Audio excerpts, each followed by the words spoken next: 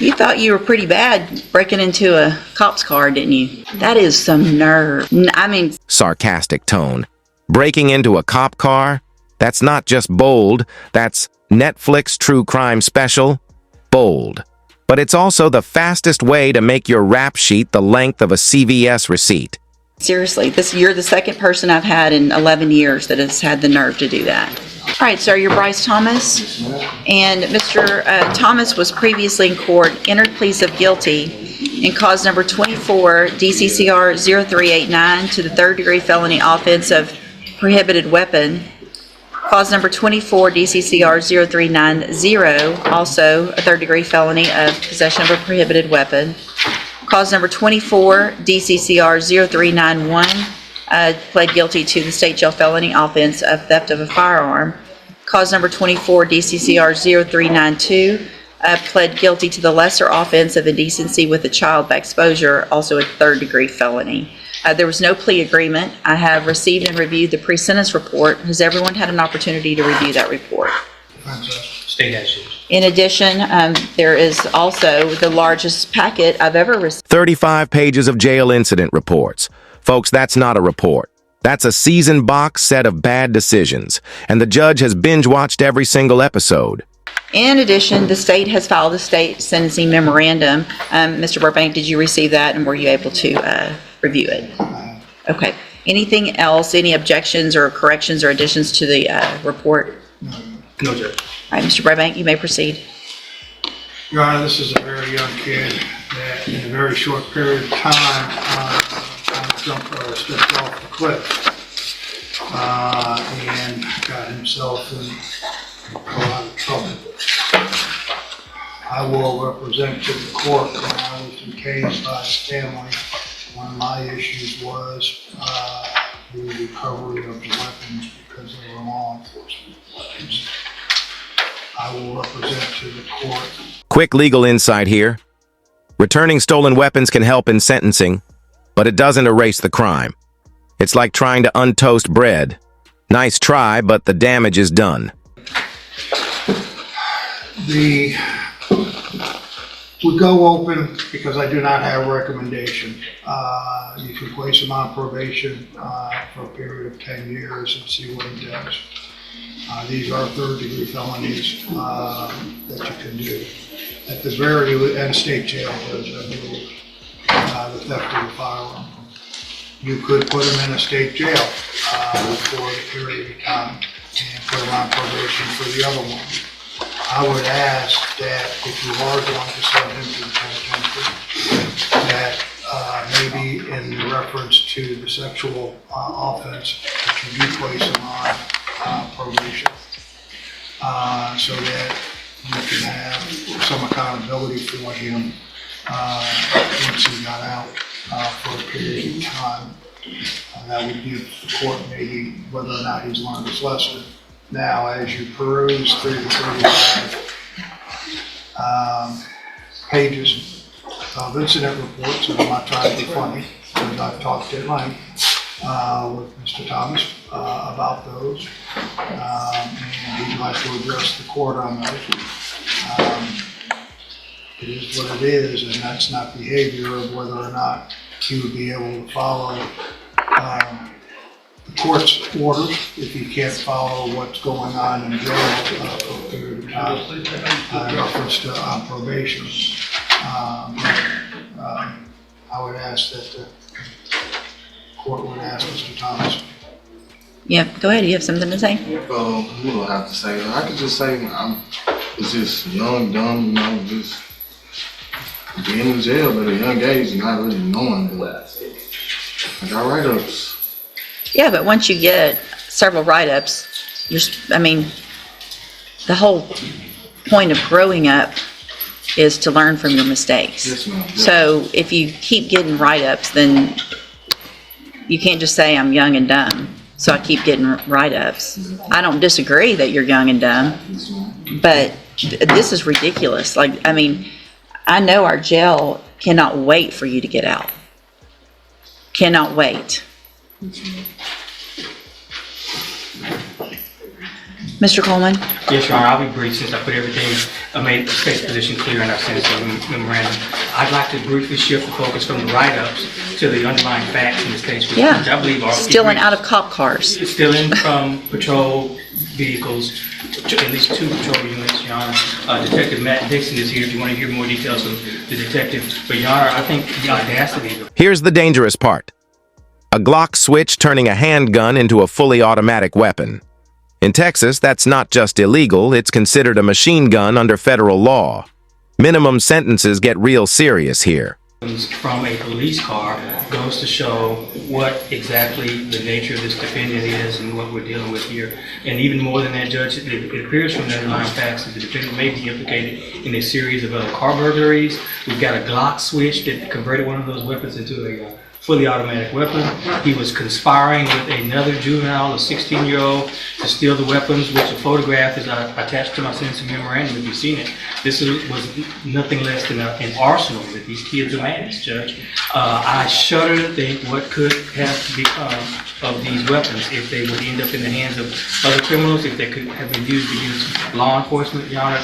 Long gone are the days where there's a low caliber Saturday night special that these kids use, you know, in some type of a crime. They are loaded for bear with fully automatic weapons.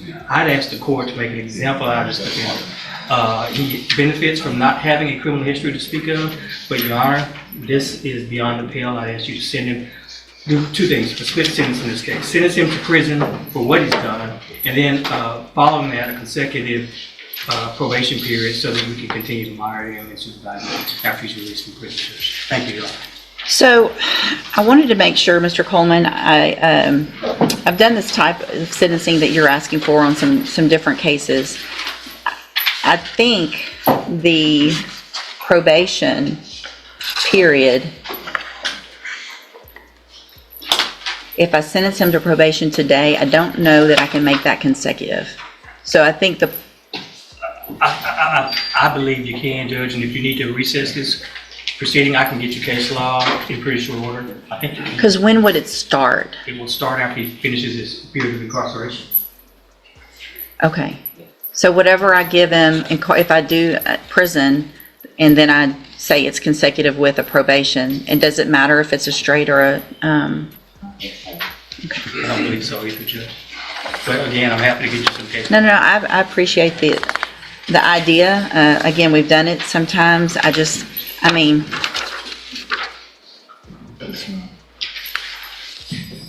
what are y'all doing? What are you doing with all these? In Texas, a judge Not can shooting sacrifice. people. Sir? Not shooting people. Not shooting people yet. What are you shooting? Why would you have these? What are you getting these to shoot at? Just to be tough and say you have guns? No.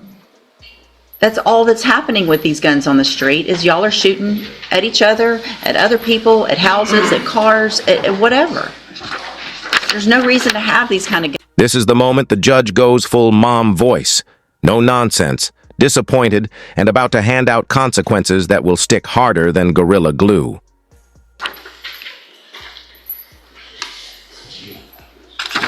You thought you were pretty bad breaking into a cop's car, didn't you?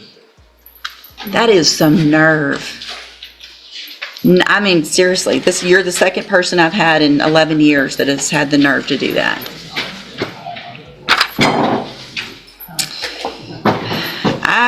Here's what I'm going to do, because I agree with Mr. Coleman. I would like, at least in the indecency case, to get treatment and probation on that case so that we know you're not going to go make that type of bad decision again. But I'm not giving you probation on everything. You're going to you want to change your life and do better and not be young and dumb, you're going to have some time to figure that out. So in cause number 24, DCCR 0389, I'm going to find that you entered your plea of guilty freely and voluntarily, find sufficient evidence to find you guilty, and at this time find you guilty of possession of a prohibited weapon. Mr. Coleman actually asked me to sentence you to 5 years. I don't think that's enough. I'm going to sentence you in that case to 7 years in the institutional division of the Texas Department of Corrections. You'll receive credit on that sentence for any time you've been in custody, and part of the reason I made it lengthier is because you have been in custody so long, and a 5-year sentence really isn't going to amount to much. Cause number 24, DCCR 0390, also finds sufficient evidence to find you guilty, and at this time finds you guilty of possession of a prohibited weapon. Sentence you to a term of 7 years in the Institutional Division of the Texas Department of Corrections. You will also receive credit on that sentence for any time that you've been in custody that the law gives you the right to receive. In cause number 24, DCCR 0391, finds sufficient evidence to find you guilty, and at this time finds you guilty of the state jail felony offense of theft of a firearm. Sentence you to a term of 2 years in the state jail prison. You will receive credit on that sentence for any time that you've been in custody that the law gives you the right to receive. Then in cause number 24, DCCR 0392, finds sufficient evidence to find you guilty. Audience question: do you think probation after prison is a smart way to keep someone in check, or is it just delaying the next court date? Drop your take in the comments. Can I address the court on that? Mm-hmm. With the deferred, though, with the registration, it would, if he did comply after he got out, that he may have a chance instead of a conviction. He's already got 3 convictions. Well, A I fourth. understand that, but a sexual kind of. May I respond, Judge? That is a reduced plea to a reduced charge. I agree. I'd like to point that out. Can I give a straight on indecency though? Hold on. Okay. I think it has to be deferred. Hold on. Yeah, it has to be deferred. Okay, so I'm going to go back in that cause number, which ends in 0392. Find sufficient evidence to find you guilty. However, I'm going to defer all proceedings, and I'm going to place you on probation for 10 years. That will run consecutively to the other cases. So that probation does not start until you get out of prison. Then, if you violate that probation, you could be sentenced up to 10 years in that case. So you're going to be under supervision or in custody for a very long time. So if you really want to change your ways, you're going to have every opportunity to do that. If you don't, you're going to end up, number one, you're probably not going to make parole if you keep acting like you've been acting here. If you get to prison and you act like this, you're not going to make your parole. You're going to do that whole 7 years. That's going to be up to you. The sooner you get out and act right, the sooner you can start this other probation and get off of it, grow up, and maybe change your life. That's going to be up to you. On that deferred, I am going to order a $500 fine that you follow all of the conditions of probation. That's going to include sex offender treatment, going to whatever classes are necessary, staying clean, not getting in any trouble, all of those kinds of things. Do you understand? Mr. Coleman? Your Honor, is there a deadly weapon finding option with these, with the weapons? I don't think so. Do you think so? Okay. Okay. Unless you can, I don't think that's, We didn't allege it. well, and they're not, possession of a prohibited in the 3G, so I don't think we can. Okay. Yeah. I'm sorry. All right, so all of these are actually wrong because y'all marked off plea bargain and there wasn't a plea bargain. So I'm going to hand you the trial court certification in all of your cases. This shows that these were not a plea agreement. It was a plea agreement, Judge, because there's a, no. Oh, because of- No, there was an unauthorized use that we agreed would be dismissed. And also the lesser offense in that, so there was consideration taken, so this was an agreement, at least for those reductions. Okay, so you have waived your right to appeal. In these cases, I'm going to hand you those certifications. I'm also handing you a written admonishment regarding your ineligibility to possess a firearm or ammunition. Because of the judgments entered against you, you're ineligible under Texas law to possess a firearm or ammunition. Possession of a firearm or ammunition could lead to charges against you. Firearm is a legal term, and you should read that written admonishment I provide you to see what devices qualify as a firearm. If you have questions about the laws that make you ineligible to possess a firearm or ammunition or about how long that lasts, you can talk with Mr. Burbank. All right, good luck to you, sir. You can go back with the bailiff. I approached it. Yeah. We have Mr. Jenkins that you're going to